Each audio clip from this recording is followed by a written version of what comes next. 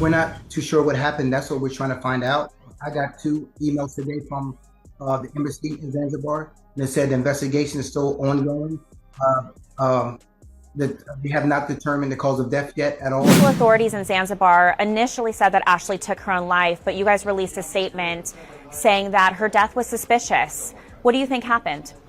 She had just said yes to a proposal that looked straight out of a dream. The kind of moment people replay for years. A beachfront setting, carefully planned surprises, and a smiling couple sharing what seemed like the happiest chapter of their lives. From the outside, everything about this trip to Zanzibar felt picture perfect. Ashlee, a 31-year-old lifestyle influencer known for documenting joyful, aspirational moments, was doing exactly what her followers expected. Posting glowing updates, celebrating her birthday, and showing off her engagement. There were no visible signs of distress, no hints that anything was wrong beneath the surface. If anything, her content suggested the opposite: excitement, love, and a future that seemed locked in. But that's where the story takes its first unsettling turn. Because while everything online painted a flawless picture, what was happening behind the scenes was far less clear. And as more details began to surface, that perfect image started to crack in ways no one could have predicted. As the trip continued,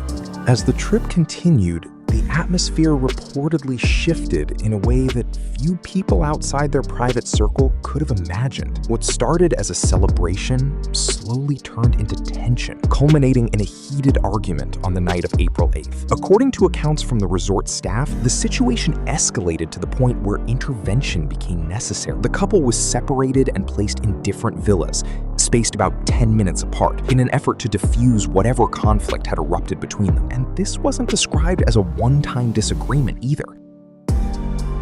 Sometime in the early hours of the morning, long after the argument had ended and the resort had gone quiet, something unusual caught the attention of nearby guests. Around 2 a.m., neighbors reported hearing sounds coming from Ashlee's villa, sounds that didn't seem normal or easy to explain. They described it as muffled noise, something that resembled a struggle rather than casual movement. At the time, no one immediately reacted, likely assuming it was nothing serious or out of the ordinary. After all, she was believed to be alone in her villa, and there was no obvious reason to suspect danger. But in hindsight, those sounds have taken on a much heavier meaning. What was once dismissed as background noise is now being revisited as a potential clue, something that could align with the critical window of time before she was found. The idea that those moments may have been significant, possibly even crucial, has added another layer of tension to an already confusing situation. Because if those sounds were what people now think they might have been, it suggests that something was happening during those hours that has yet to be fully explained. Hours later,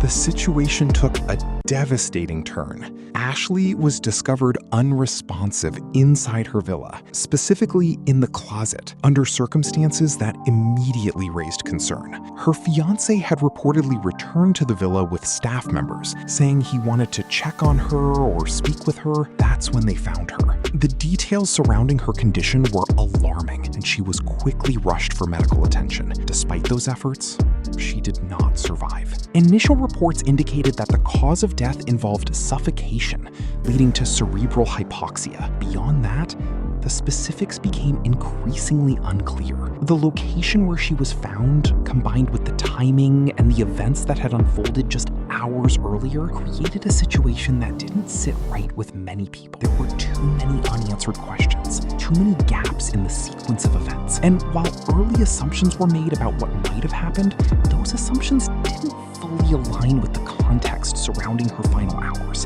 which is why attention quickly shifted from the discovery itself to the timeline that followed. One of the most heavily scrutinized parts of this case revolves around what happened after Ashlee was found, specifically the delay in communication with her family. According to statements from her relatives, they were not informed about the situation until approximately 11 hours after something had already occurred. And when contact was finally made, the information they received didn't immediately reflect the severity of what had happened. They were initially told that she was okay, stable, and receiving care, which created a false sense of reassurance. It wasn't until later that the reality was revealed. That gap, those 11 hours, has become a central point of concern. For her family, it wasn't just about the delay itself, but what that delay might represent. Why wait that long? What was happening during that time? As the investigation continued, attention began to shift toward the evidence that could potentially clarify what really happened, particularly surveillance footage from the resort. According to multiple reports, the property is equipped with cameras that should be able to establish a clear timeline, who went where